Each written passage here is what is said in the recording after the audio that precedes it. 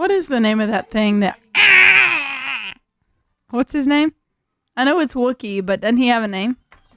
Chewbacca, thank you.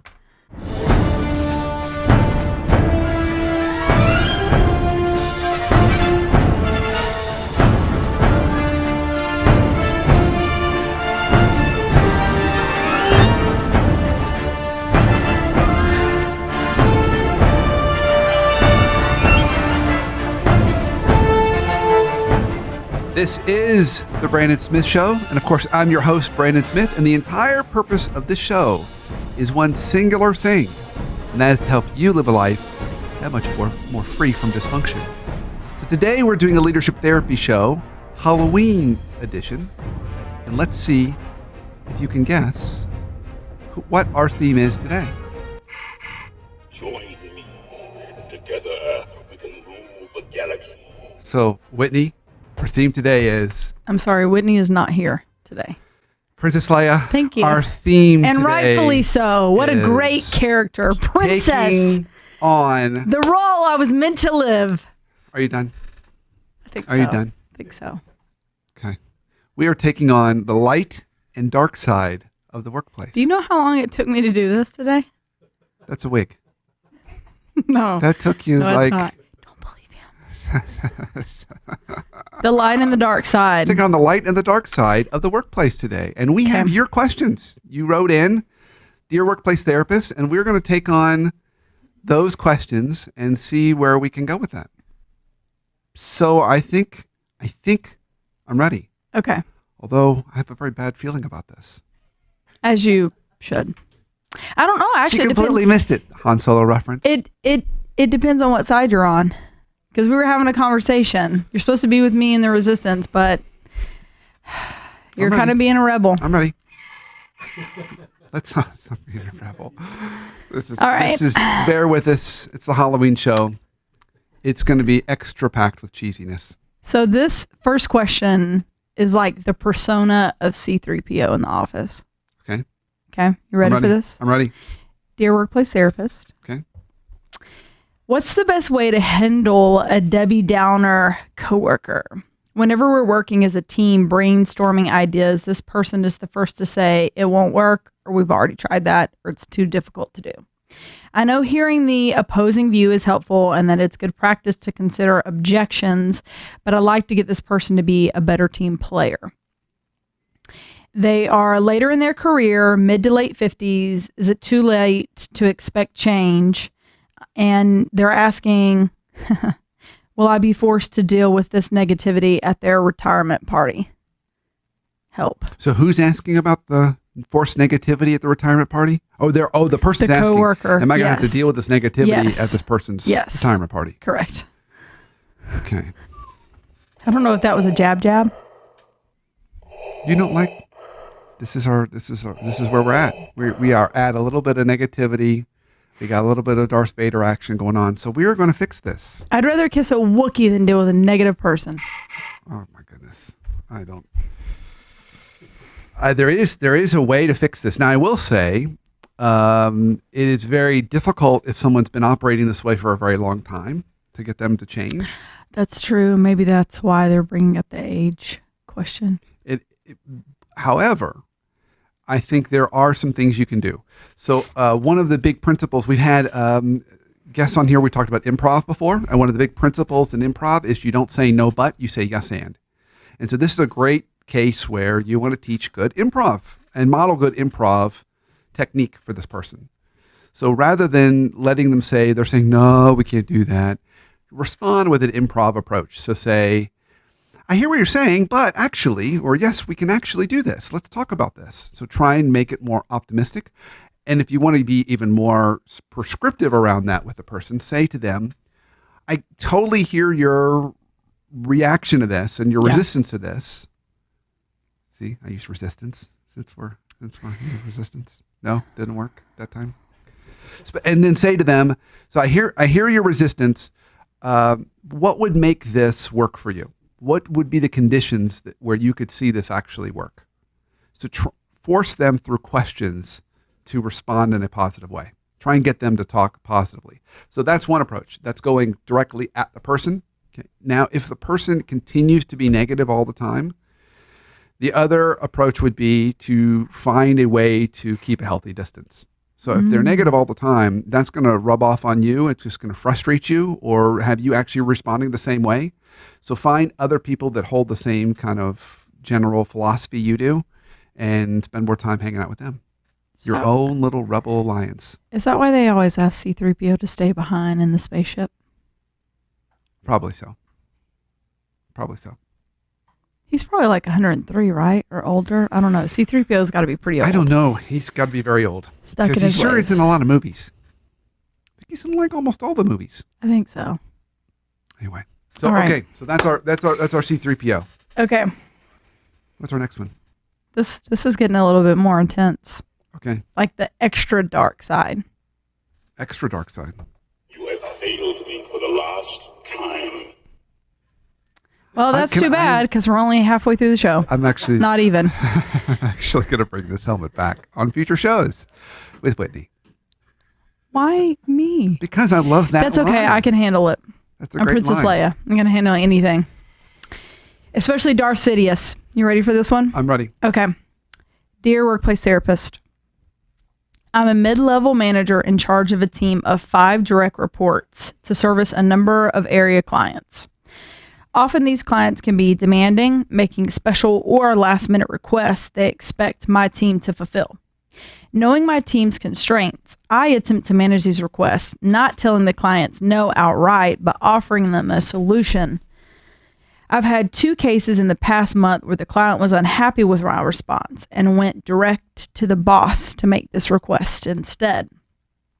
Not wanting to make the client upset, my boss then agreed to do the client's request without consulting me, promising my team would deliver what I was trying to avoid. This has left my team frustrated with my boss for saying yes, me for not protecting them, and I'm sure my boss and the client are frustrated with me as I'm beyond frustrated with my boss and the clients. That's a really thick Southern accent Wow. you're doing with this. It is? Yes. Yes. I'm so sorry. That's not Princess Leia. You know, I don't think there's any Southern accents in Star Wars movies. Okay. Just saying. Give me that. Oh, the blaster? Yep. Oh, I just got shot. Excellent. Talk about a stressful situation. Amen. Besides taking that energy out in my next kickboxing class, what should my next steps be?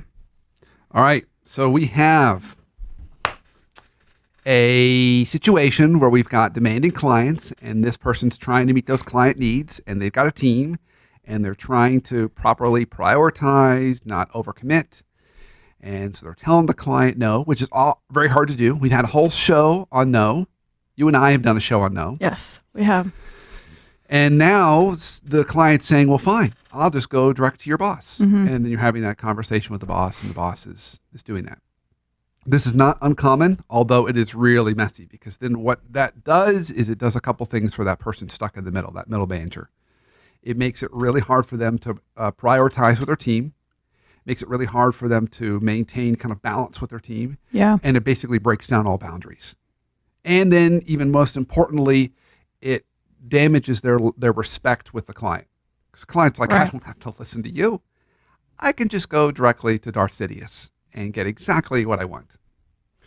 So a few things that would be helpful in this situation. So the first and most important step for that person in this case is to go directly to their boss and say, okay, I understand where you were coming from. I understand you wanted to make the client happy. Unfortunately, when you said yes and committed my team to do that, we've done 2 things. You have overloaded our work, so now I need your help to tell us what we're not going to do because we can't accomplish everything. You've overloaded us. Mm-hmm. So we need to prioritize because we can't get it all done. And you've damaged my credibility with the client. I don't think that's what you intended to do, but that's what happened. So we need to talk about how we're going to fix this. Yeah. Going not only this situation, but going forward, help me understand, is this how you want to roll? I say, no, I'm the bad cop, you're the good cop, and then they get to go to you and get whatever they want, or do we want to approach this differently? Because I'm unclear. So what you're doing here is you're doing a few things. You've got You've got to now get them to prioritize and clarify what you need to do. Talk about damage control with the client, and then most importantly, talk about how you're going to go going forward. Because the boss has taken the easy route, but not the route they're supposed to take. They've taken I'm going to be the happy one here and make everyone happy and just say yes, which is creating more problems for the team. So that's step one. Force that healthy conversation. Okay. 50% of the time, you're going to get what you want. But there is a 50% of the time where you're not going to get what you want. It's not going to be good. I really like this Darth Vader mask, by the way. I can tell. Your reaction is my favorite part. Darth and I have a very strained relationship. That is very true. That is very, very true. That is very true. So in the case where you don't get what you want and the boss just continues doing this, then you want to start to escalate the level of threats, which is probably the best thing to do. So you say, look, if you're going to... So do you go straight for the lightsaber? What are we talking about here? What's a threat? I think what you want to do is you want to be able to go to that boss and say, if you continue to do this, we're going to see members of my team leave because they're not going to be able to sustain this pace. And because it's damaging my credibility with my team and the client, I might as well start looking for another job. And I don't think that's what you want. So if we don't find a way to work better together, we're going to have, this isn't going to work. Could you not request to hire more stormtroopers? You could do that. That is also an option. You could say, and you could present that as an option. Like we can get this done. I'm just going to need a couple of more. You could say, or you could just continue to say yes to everything, but you're going to have to bring me more. Yeah. More folks. Okay. Absolutely. So in many ways, you're almost kind of fighting this with a little. Don't know the power of the dark side. You're using a little bit of that. Okay. You probably shouldn't have left this over here. Here comes the blaster. I do think you can suggest hiring more people. Yeah. They will more often. I would bet 80% of the time they'll say no. 90% of the time they'll say no. Yeah. Adding headcount is not what they want to do. They would rather have the difficult conversation than add headcount. Yeah. But they don't really want to do either. They'd much rather do neither and just have you deal with it. So you're going to have to set boundaries. Mm-hmm. And so that's why the clarifying conversations are first. And if they don't respect that, that's when you up the level of threat. Okay. Do we have time for another one? Let's start the next one. Okay. I have a feeling this one's going to be your favorite. Go ahead. Oh, I thought okay. You're reaching for the gun. I thought we were reaching for the Darth mask again. A mask again. Nice and safe. Okay. This is the Darth Boss. You ready? Oh, I'm ready. Okay. Dear workplace therapist, I'll try not to read this one so countryfied. It's probably because Princess Leia is a little cold today. Yeah. Out fighting the good fight. Okay. Till late at night. It gets cold on my planet. I have a boss whose personality fills the workplace. When things are going well, the office is productive, and when we've met our numbers, he is at his best. He is nurturing, a cheerleader, puts his head down, and leads the team to charge on toward our goals. When he receives bad news or someone on the team makes a mistake, he is thunderous, making snide remarks, slamming his office door, literally stomping down the hall. Don't make me destroy you. That would be scary. When things don't go his way, the atmosphere is beyond stressful. Yeah, I could see that. I actually really like my job. Our clients are great. I enjoy my coworkers. The company does good work and is respected in our industry. So I don't want to leave. What's the best way to live in this type of environment? I feel like I'm walking on eggshells. Signed, Treading Lightly. I liked that part. Okay, so let's go back onto Treading Lightly's story. Okay. Right before talked about when the things don't go well and the boss gets thunderous. Yes. Treading Lightly didn't add any color as to what things don't go well means, did they? Just bad news. When he receives bad news or someone on the team makes a mistake. So maybe when they, because at the beginning it talks about like when we meet our numbers. So maybe that could be like didn't meet sales goals, or someone makes a mistake on a project. Yeah. Maybe they were trying to kill someone on the resistance and they missed, and Darth got mad. Yes, this is great. Okay, so I've got some great thoughts on this. Okay. Know exactly what we're going to do right after break. So stay tuned right after break. We're going to take on more, not only this question, but more Dear Workplace Therapist questions on the holiday edition, Halloween, of Leadership Therapy, Brandon Smith Show. So stay tuned. We'll be right back. Han Solo show Today is the Han Solo show. / Princess Leia.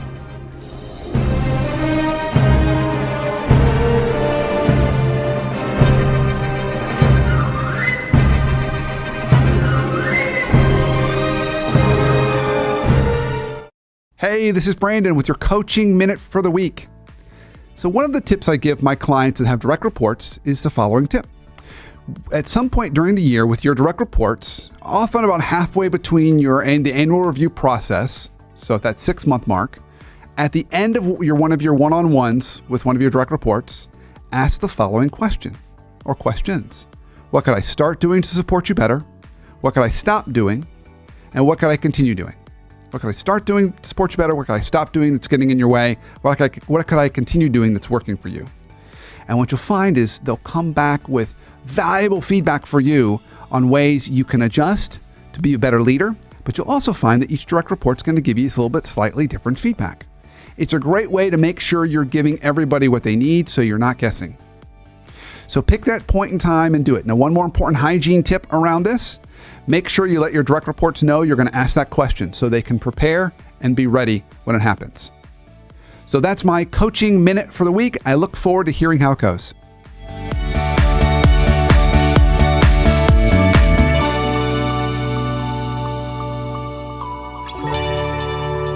Welcome back to the Brandon Smith Show. Of course, I'm your host, Brandon Smith, though today, Han Solo is more appropriate because this is our Halloween edition of Leadership Therapy. And so, Whitney / Princess Leia. I think I'm going to maybe try to legally get that changed. So hereforth, I'd like... To Whitney / Princess Leia? No, just Princess Leia. Or Princess Whitney. I'd be okay with that. So Princess today, Whitney. Princess Leia. The rest of the time, Princess Whitney would be... Yeah. Okay. Good luck with that.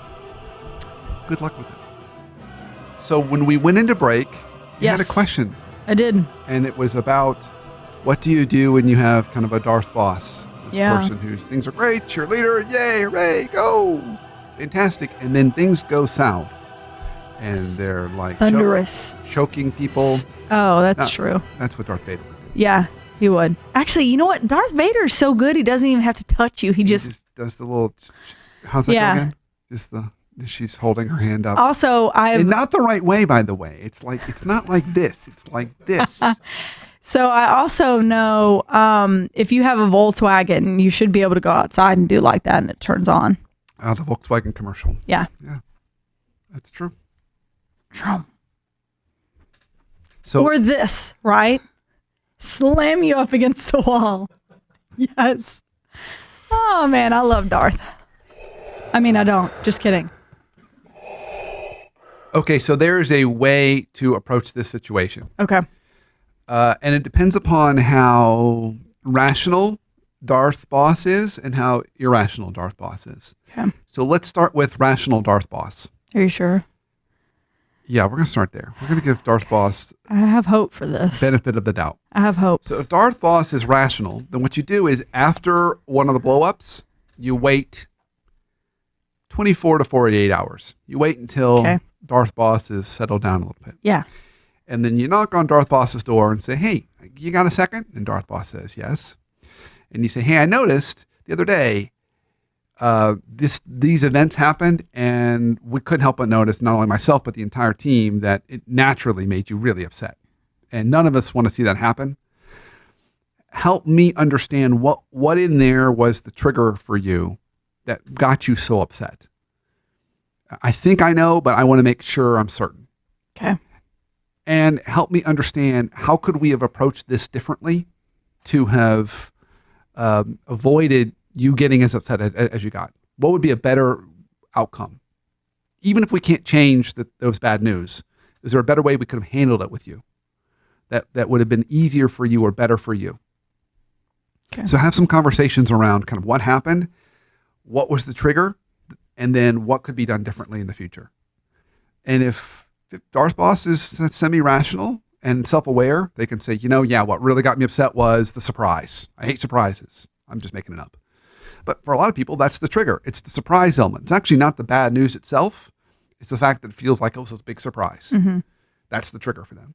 So if it's a surprise, then there might be ways to put in place systems and structures, and you can provide more updates to avoid that. Okay. Now, if Darth Boss is not rational, okay, let's say Darth Boss is not rational at all. Impressive. Most impressive. Well, that was not actually the one I wanted to play. But let's say he's not rational. Try again, Darth. Or she's Darth. not rational. One more? I am your father. That's probably that could kind of fit. He's basically like, I rule this Death Star. That's could be very true. And so if that's the case and they're not rational, then then unfortunately you're in the land of guessing. So what do? You just have to guess. So you pull the team aside and say, hey, look, they got really upset. We don't want to see them get upset again. Let's try and guess what we think happened and how could we avoid that? So you might say, hey, before there's any bad news, it comes to me. Let's talk about it. Let's try and get in front of all this stuff. You try and manage that better. Now, what that does do, though, if you go the second route, is one of the big hot topics right now in the world of organizations and teams is psychological safety. And so when you have a level of psychological safety in the workplace, people feel not only free to be able to bring their whole self to work. So when they've done studies around that, they'll see that everyone does what they call equal turn taking. So everyone equally engages in conversations. They also care about each other on the team. And the way that you create that is the leader has to allow for vulnerability. So they got to be okay with bad news. They got to be okay with someone saying, I need help. They have to be okay with saying, I don't have all the answers. When the leader doesn't do that and they become a Darth Boss and you can't get them to operate in a healthier way, then that kills psychological safety. So what you're going to get is people afraid to deliver bad news, hiding information to where you're going to ultimately end up finding it later. You're going to end up with more blowups, but you can try and guess and manage it better. But it will create a lot of stress for that middle manager. So, you don't want to be the one building the Death Star and be behind schedule. That's not good. It's not good. It's not good. It's not good. So I would say those are the two approaches, but the best one is really try and have an honest, open conversation with Darth Boss. Yep. Good luck with that. I've tried it. Didn't turn out very well. Okay. Really? I told you, he and I have a strained relationship. Oh. I don't want to talk about it, Brandon. Okay. I mean, Han Solo. Sorry. Our next question, Princess. I mean, okay, I was going to say something, but I'll wait. Next question, Princess. Okay. Let's go. Didn't Han Solo have more hair? Oh, slipped out. All right. This is for all you Obi-Wan Kenobis in the workplace. Are you ready for this? Han? I'm ready. Okay. Oh, yeah, I'm ready. Let's go. Dear Han, a.k.a. workplace therapist. I am one of 3 team leaders in a leadership group for a nonprofit that does community care work. We work in an environment where we have much to do with little, managing teams tasked with large workloads and a business that is changing rapidly and continuously. This stressful environment has been made more so because of the other team members' tendency to play martyr in the office. So this person constantly grumbles about the workload and all that needs to be done, complaining no one is helping me. We feel the pressure, but our response is to focus and buckle down, sometimes having to work a few extra hours to meet deadlines and get work done. However, when the clock hits 5, this person is the first to leave.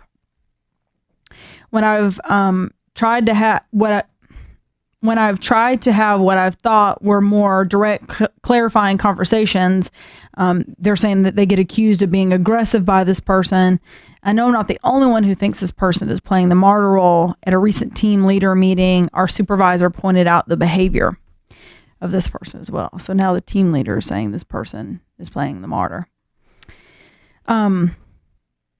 The team leader then tried to blame the behavior on feeling left out because the third team leader and I are friends. The martyr is younger than I am by about 8 years, and I expect this could be a maturity issue, but being called aggressive and talked about behind my back is not the environment I want to work in every day. What can I do? Ignoring the behavior hasn't worked either. Okay. Martyr in the workplace. So Obi-Wan. martyr. But Obi-Wan is good. Well, I want to clarify, he's a good martyr. He dies in the end, but he's a good martyr. This is a Okay. I'll let you have that. Not a good martyr. So if you got Anti-Obi-Wan. So there's a couple issues going on here. You've got some martyr stuff. Now, going back a little bit in the story. Yes. Because it's a long story. You've got someone and they're leaving at 5:00. Is that right? Yes. So they're complaining that there's like too much going on and that no one's helping them. And everyone else sounds like is doing their job, but this person, as soon as 5:00 hits, they're the first to leave. So it really sounds like they're not helping anyone. Yeah, what they're doing here is a form of dark side behavior because they're actually creating more confusion around them. So their dysfunction lives in the gray. So if you can create confusion, then you can you can operate more dysfunctionally. And so what they need, really, the solution to this is they need clarity driven by the team leader or the manager. Clarity on goals and roles and accountability. Because then it makes it really clear. No, this is your job. This is what I expect you to do. And this is when I need you to have it done by.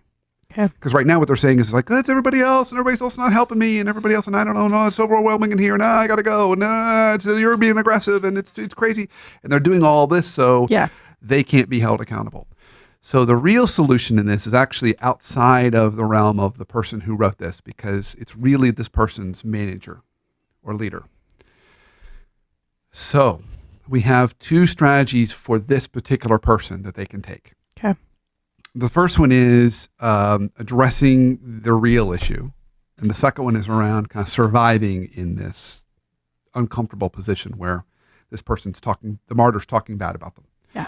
So in terms of actually addressing it, the best way to do it is to go to the team leader and say, hey, I want to be helpful and supportive of this person and of you, but I've noticed that they've been leaving early. It's actually creating more work for us. It's making my work environment a little harder. I've heard it's affecting other people, but I can speak specifically for me.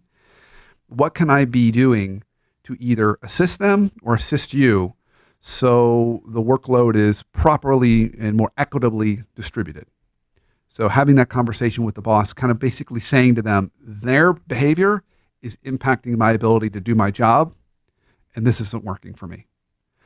So bosses care a little bit about you saying, I don't like a person, or they're not fun to work with. Mm-hmm. They care a little bit about that. Mm-hmm. They care a lot about you saying to them, their behavior is negatively impacting my ability to do my job. Yeah. They care a lot about that.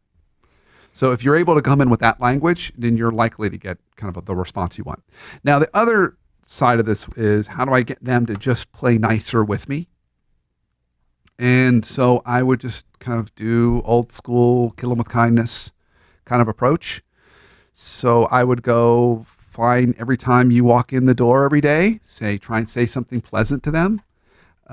Maybe even invite them out to lunch, get curious. If you ask questions about them and show that you're curious or care, they're likely then to respond positively to you or have positive impressions of you. Here's what you want to be careful of, though. Normally, while this is a good technique to use with a lot of people, it's not a good one to use with this person. Don't say to them, how can I help you? Because they may actually take you up on that and say, hey, yeah, oh gosh, I'm so overwhelmed. Do you mind taking this off my plate? Yeah. And then now you're doing their work and your work. Right. So in that sense, they're actually not the true martyr, because the true martyr kind of takes on everybody's work. Right. This person's acting like a martyr, but they're really just kind of using it to avoid work. But I do think kind of you often hear that old adage, keep your friends close and your enemies closer, or your frenemies closer. This is a case where you want to try and bring them a little bit more close to you so they don't spread rumors behind your back. So okay. I think those two approaches will get us there. Princess, we have like 20 seconds left. We do. It's not good. Oh, work one more of those in there. Together, we can rule the galaxy. This was kind of how our show went today. It was pretty good. You know? That was good. Yeah, that was okay. We'll let Darth pass. That was a good closing. Yeah. Yeah, he brought together rule the world. Yeah, together we are fighting workplace dysfunction. Any other closing thoughts you want to say? Can I shoot the gun one more time? You want to shoot the gun one more time? Yeah. Whitney. You have failed me for the last time. Whitney's not here. It's Princess Leia.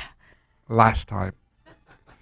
So, I hope you enjoyed our Halloween edition of Workplace Therapy and Dear Workplace Therapist. And if for some reason it was too cringy for you, you've got 12 months until the next one. So hold on until the next one. Only 12 more months to go.